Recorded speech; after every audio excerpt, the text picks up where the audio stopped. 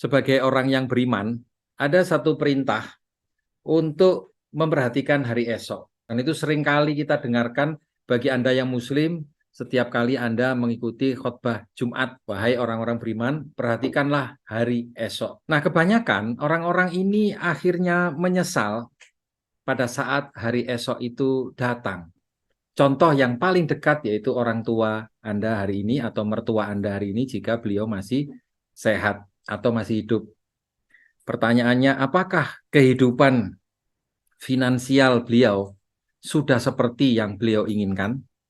Bukan yang seperti Anda pikir ya, tapi yang sudah seperti beliau inginkan. Mengapa beliau yang sudah berjuang sedemikian keras bisa menyekolahkan anaknya sampai dewasa, sampai sukses, tetapi pada waktu memasuki masa senja justru mengalami banyak keterbatasan. Ini semua dipengaruhi oleh bagaimana mindset yang dimiliki oleh setiap orang. Pertanyaan yang kedua, kira-kira apakah Anda ingin mempunyai kehidupan seperti orang tua atau mertua Anda? Jika Anda melihat ada hal yang bisa diperbaiki, maka kabar baiknya hari ini kita masih mempunyai kesempatan untuk merubah arah. Dimulai dari keuangan. Dan berdasarkan survei penduduk Indonesia, pengeluaran yang terbesar selain biaya hidup adalah untuk biaya pendidikan dan untuk biaya pensiun. Karena itulah teman-teman, kalau bisa kita simpulkan, kita semua ini membutuhkan uang yang cukup besar untuk memasuki masa depan.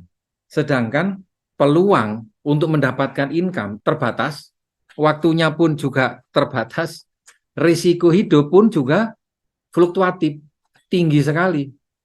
Nah, kalau kita tidak punya satu plan B, satu solusi yang sifatnya temporary tapi memberikan sebuah kepastian dalam bentuk dana darurat abnormal, maka kita sama saja dengan menggadaikan masa depan atau cita-cita kita kepada sesuatu yang tidak pasti.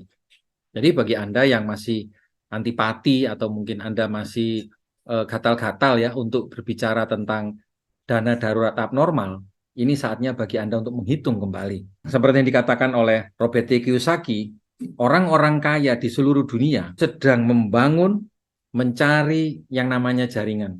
Sedangkan orang-orang yang hidupnya biasa-biasa saja, mereka ini fokusnya untuk mencari pekerjaan. Kita tahu bahwa penghasilan dengan kebutuhan hidup itu terus kejar-kejaran. Mana yang terus naik ya? Biaya hidup terus naik, inflasi terus naik. Apalagi ini sebentar lagi ada kabar pihak Federal Reserve akan membuat keputusan tentang suku bunga. Dan ini akan mengerek naik kemungkinan ya komoditi emas.